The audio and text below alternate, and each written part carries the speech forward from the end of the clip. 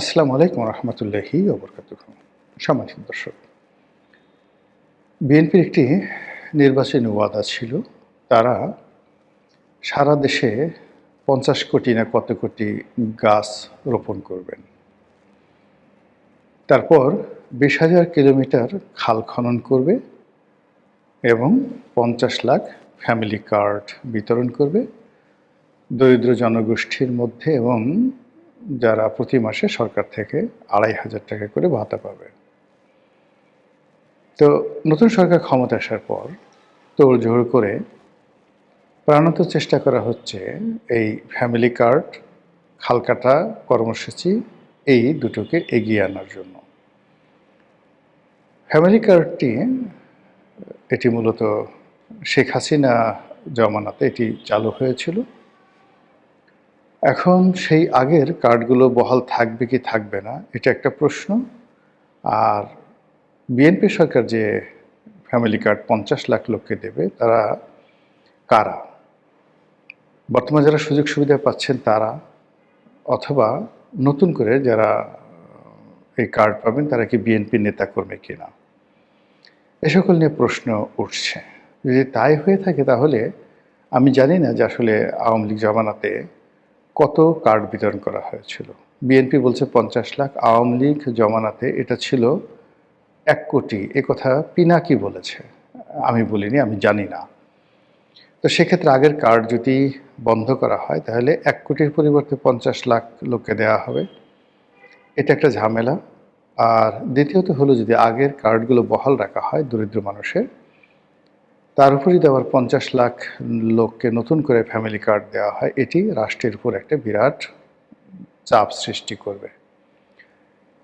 অন্যদিকে আবার আগের কার্ডগুলো যদি বিতরণ করা হয়, আওয়ামী লীগ করুক, কিন্তু তারা সবাই নিতান্ত দরিদ্র, এবং এই কার্ড যদি পিনাকির কথা মতো ১ কোটি লোক পেয়ে থাকে, সেই ১ লক্ষ মানে ১ কোটি লোক পেয়ে থাকে, তাহলে সেই ১ কোটি লোকের নাম বাদ দিলে এই ১ কোটি গরিব মানুষকে নিয়ে সারা বাংলাদেশে বিএনপির যে বদনাম হবে, যে অভিশাপ তারা দিবে, এবং পথে ঘাটে মাঠে ময়দানে তারেক রহমান সাহেবকে নিয়ে যে সকল কথাবার্তা গরিব মানুষ বলবে, ওটা সারা বাংলাদেশের আকাশ পাতাল রীতিমতো ভারী করে তুলবে। তো এই বিষয়গুলোর পরিবর্তে আমি এর ফাইন্যান্সিয়াল দিক, ধরুন যে আগেরগুলো আছে, বিএনপি নতুন ৫০ লাখ কার্ড দেবে, এই বিষয়গুলো নিয়ে আলোচনা করব। এটা দ্বিতীয় ধাপে। কিন্তু প্রথম ধাপে যেটি আলোচনা করতে চাই সেটি হলো যে বিএনপি খাল কাটতে চাচ্ছে, তাও আবার যেন তেন খাল কাটা নয়।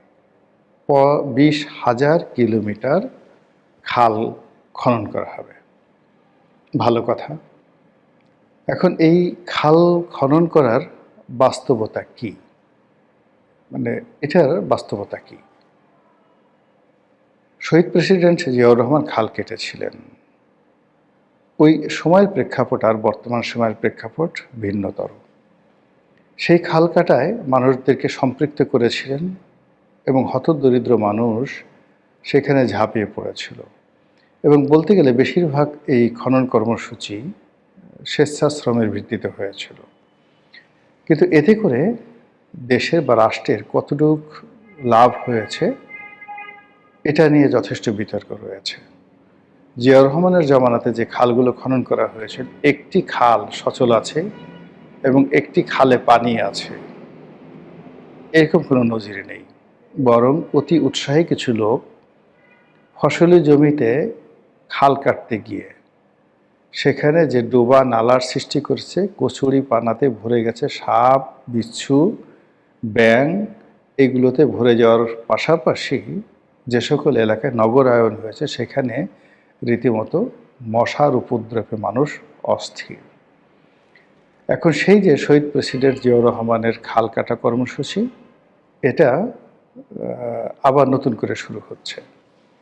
এ ব্যাপারে আমার আপত্তি ঘোরতর। যখন এটা ঘোষণা করা হয়েছিল ঠিক সেই সময়টাতে আমি আপত্তি করেছিলাম। আর এই সময়টিতে সরকার ক্ষমতা আসার পর তড়িঘড়ি করে যে সকল প্রকল্প খুব দ্রুত বাস্তবায়ন করতে চাচ্ছে, তাদের মধ্যে এই খাল খনন কর্মসূচি সবার আগে। পানি সম্পদ মন্ত্রণালয় এই কাজটির উদ্যোগ নেবে। আপনারা জানেন যে যে কটি দুর্নীতিগ্রস্ত মন্ত্রণালয় রয়েছে তার মধ্যে পানি সম্পদ মন্ত্রণালয় প্রধানতম। এই মন্ত্রণালয়ে নদীতে বালু ফেলা, নদী শাসন, নদীর তীর সংরক্ষণ করা থেকে শুরু করে অন্য যে সকল কর্মকাণ্ড করে এর 80%ই ঘুষ, দুর্নীতি এবং নদীগর্ভে বিলীন হয়ে যায়। প্রতি বছর একই জায়গাতে তাদের পাথর ফেলতে হবে, বোল্ডার ফেলতে হবে, একই জায়গায় বাঁধ নির্মাণ করতে হবে, আর তার পরের বছর সেই বাঁধগুলো ভেঙে যাবে। এই নিয়তি নিয়ে পানি সম্পদ মন্ত্রণালয় যুগের পর যুগ ধরে চলছে। তো সেই মন্ত্রণালয় যখন এই খাল কাটার কর্মসূচি বাস্তবায়ন করবে, এটা কি পরিমাণ খাল হবে, কি পরিমাণ ডোবা নালা হবে, আর কি পরিমাণ লুটপাট হবে, এটা সহজেই বুঝতে পারা যায়। এই গেল এক। 2 নম্বর হলো যে আমাদের দেশে অনেকগুলো ডোবা রয়েছে, নালা রয়েছে। এগুলো যদি পরিষ্কার করা হয় দক্ষিণ অঞ্চল বলেন অন্যান্য এলাকাতে বা ঢাকা শহরে যেগুলো রয়েছে, এগুলো যদি পরিষ্কার করা হয়, এখানে স্বচ্ছ পানির প্রবাহ ঠিক রাখা যায়, মশা মাছি নিধন হবে, এটা খুব ভালো একটা কাজ হবে। কিন্তু নতুন করে খাল খনন এটা কোনো অবস্থাতেই বুদ্ধিমানের কাজ হবে না। ঢাকা শহরে অনেকগুলো যে খাল রয়েছে যেগুলো মূলত আবর্জনার খাল, বর্জ্যতে পরিপূর্ণ। এগুলো প্রাইভেট ভূমিতে রয়েছে, সরকারি ভূমিতে রয়েছে, পাড়া মহল্লায় রয়েছে, শহরে গঞ্জে গ্রামে রয়েছে। তো যেগুলো আসলে আছে সেইগুলোতে যদি খনন করে মাছ চাষ করা হয় এবং এগুলোকে একটা প্রকল্পের আওতায় আনা যায় তাহলে ভালো কাজ হবে। কিন্তু দেখা গেল যে অতি উৎসাহী লোকজন সেখানে কিছু মাটি ফেলে দিল, সেখানে কিছু মাটি ভরাট করলো, সেখান থেকে কিছু মাটি উত্তোলন করলো, কিছু কুচুরি পানা পরিষ্কার করলো, দুদিন পরে আর খোঁজ খবর নাই, টাকা শ্রাদ্ধ হয়ে গেল। এই খাল কাটা কর্মসূচির মাধ্যমে তারেক রহমান সাহেবের দুর্নাম বদনাম শুরু হবে। আবার এই খাল কাটার মাধ্যমে হাওয়া ভবন ফিরে আসবে এবং টাওয়া ভবন ফিরে আসবে। কাজেই এই খাল কাটার ব্যাপারে তাকে যথেষ্ট সতর্ক হতে হবে। আমার জানা মতে পৃথিবীতে নেদারল্যান্ড সরকার এই ব্যাপারে সবচেয়ে উপযুক্ত এবং তাদের প্রচুর এক্সপার্ট রয়েছে। তো সেই এক্সপার্ট অনুযায়ী যদি ঢাকা শহরকে বা যে কোনো বিভাগীয় শহরকে কিংবা বরিশাল বিভাগকে এখানে যাকে বলা হয় একটি দামি প্রকল্প করে বা যেটাকে বলা হয় মডেল প্রকল্প করে যদি একটি কাজ শুরু করা যায় এবং সেটির ফলাফল বিবেচনা করে যদি লাভজনক হয় তাহলে এক্ষেত্রে বিনিয়োগ করাটা আমি মনে করি বুদ্ধিমানের কাজ। বিনিয়োগটা কিভাবে করতে হবে? প্রথম কাজ হলো আমি যে নদী নালাটি পরিষ্কার করব এবং সেখানে পানির প্রবাহটা থাকতে হবে। আবার সেখানে যদি আমি খনন করি, খনন করার পর সেখানে পানির প্রবাহটা আসতে হবে। কিন্তু আমাদের দেশের যেভাবে বিভিন্ন এলাকাতে পানির স্তর নেমে গেছে, সেক্ষেত্রে 30 ফিট 40 ফিট পর্যন্ত খনন করার পরেও শীতকালে বা গ্রীষ্মকালে পানি পাওয়া যায় না। তাহলে এই সমস্ত জায়গাতে যদি খাল খনন করা হয় এটা কিভাবে কাজে আসবে? 2 নম্বর হলো যে আমাদের যে সেচ ব্যবস্থার কিন্তু আমূল পরিবর্তন হয়েছে। যেহেতু জমিতে সেচ দিলে 4-5 ঘন্টার বেশি জমি শুষ্ক থাকে না। কারণটা হলো ওই যে পানির স্তর নিচে নেমে গিয়েছে। এই অবস্থাতে এমনকি যে ড্রেনগুলো আগে মাটির ড্রেন তৈরি করা হতো আজ থেকে 20-30 বছর আগে বা 40 বছর আগে, এখন সেই ড্রেন মাটির পরিবর্তে সেখানে কনক্রিটের ড্রেন তৈরি করা হচ্ছে যেন যেখানে পানি ফেলা হয় সেই পানি ফসলি জমিতে পৌঁছতে না পৌঁছতেই সেটা শুষে নিয়ে না যায়।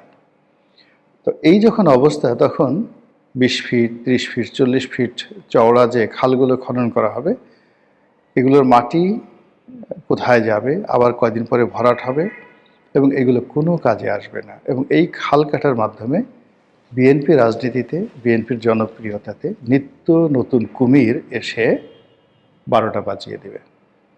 এবং একবার যদি বদনাম শুরু হয়ে যায়, এই যে এখন মধুমাস চলছে, তারেক রহমান সাহেব যা কিছু করছেন সবাই পছন্দ করছে, সবাই প্রশংসা করছে, কিন্তু এটা ঠিক ডক্টর ইউনূসের কথা চিন্তা করুন যে উনি প্রথম 3 মাস যা বলেছেন, যা করেছেন, সবই মানুষ সমর্থন করেছে, মানুষ আশায় বুক বেঁধেছে। তারেক রহমান সাহেবকে নিয়েও কিন্তু মানুষের আশা শেষ নেই। কিন্তু এটা যখন নিরাশায় পরিণত হবে, তার লোকদের কর্মকাণ্ড, তার নিজের কর্মকাণ্ড, তার প্রকল্পগুলোর ব্যর্থতা এবং দেশে অর্থনীতির যে গতি, সেই গতিটা যদি ফিরে না আসে, সঙ্গত কারণে মানুষ ধৈর্যহারা হয়ে পড়বে।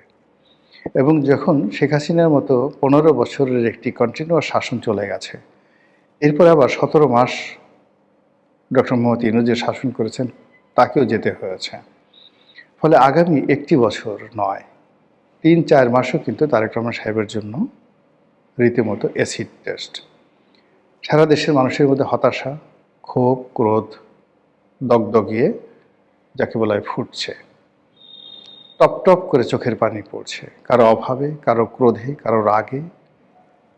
আজ আওয়ামী লীগের কথা চিন্তা করেন, জামাতের কথা চিন্তা করেন, এনসিপির কথা চিন্তা করেন, এবং একই সঙ্গে বিএনপির একটা বিরাট অংশ, যারা এই নির্বাচনে মনোনয়ন পাননি, যারা মন্ত্রী হননি, যারা এমপি হননি, যারা কমিটি থেকে বাদ পড়েছেন, যাদেরকে কমিটি থেকে বাদ দেওয়া হয়েছে, যাদেরকে দল থেকে দূরে তাড়িয়ে দেওয়া হয়েছে, অলমোস্ট 50%। কেবলমাত্র বিএনপির 50% লোকজন বিএনপির বিরুদ্ধে লেগে আছে এবং তারা চাচ্ছে বিএনপির ক্ষতি হোক। তার সঙ্গে যদি আওয়ামী লীগের লোক যুক্ত হয়, জামাতের লোক যুক্ত হয়, এবং জামাতের আমির অসুস্থ হয়ে পড়েছেন। বোঝার চেষ্টা করুন যে এই যে ইলেকশন, তারেক রহমান সাহেবের ক্ষমতা গ্রহণ, এটা তার উপর কী পরিমাণ মানসিক চাপ তৈরি করেছে। এনসিপির যারা লোকজন রয়েছেন তারাও রাগে ক্ষোভে ফুঁসছে। শুধুমাত্র একটা ওসিলা দরকার, এবং সেই ওসিলা যে কোনোভাবে, সেটা খাল কাটার মাধ্যমে হোক বা ফ্যামিলি কার্ডের মাধ্যমে হোক, শুরু হওয়া মাত্রই মানুষ হই হই রই রই করে রাস্তায় নেমে আসবে। কেউ একবার ভাববে না কোনটা ন্যায়, কোনটা অন্যায়, কোনটা সঠিক, কোনটা বেঠিক, কেউ একবার ভাববেন না। সুযোগ পাওয়ার সঙ্গে সঙ্গে কিন্তু মানুষ লাফিয়ে পড়ে যাবে। তো কাজেই এই যে আমাদের বাংলা সাহিত্যে যে প্রবাদ প্রবচন রয়েছে, খাল কেটে কুমির আনা, এখন যে অবস্থা হয়ে গেছে, এই খালে কুমির আসবে না। এই খালে এমনকি কোনো ওই পুঁটি মাছও আসবে না, কিন্তু এই খালে দুর্নীতির হাঙ্গর ঢুকে যাবে। কাজে এই দুর্নীতির হাঙ্গর থেকে যদি তারেক রহমান সাহেবকে বাঁচতে হয়, তাকে সব প্রকল্পগুলো ধীরে সুস্থে পরীক্ষামূলকভাবে চালু করতে হবে। যেটি বাস্তব, যেটি লাভজনক, সেটি কন্টিনিউ করবে, আর যেটি লাভজনক নয়, সেখান থেকে ফিরে আসাটাই বুদ্ধিমানের কাজ। আগে দেশ, আগে রাষ্ট্র, এরপর মানুষের জীবন। এখানে সমালোচনা কিংবা জেদাজেদি কিংবা আবেগ, এটা কখনোই রাষ্ট্রের এই দুর্বিষহ সময়, এই সময় প্রাধান্য দেওয়া উচিত নয়। মহান আল্লাহ আমাদের সবাইকে হেদায়েত দান করুন এবং হেফাজত করুন। আসসালামু আলাইকুম ওয়া রাহমাতুল্লাহি ওয়া বারাকাতুহু।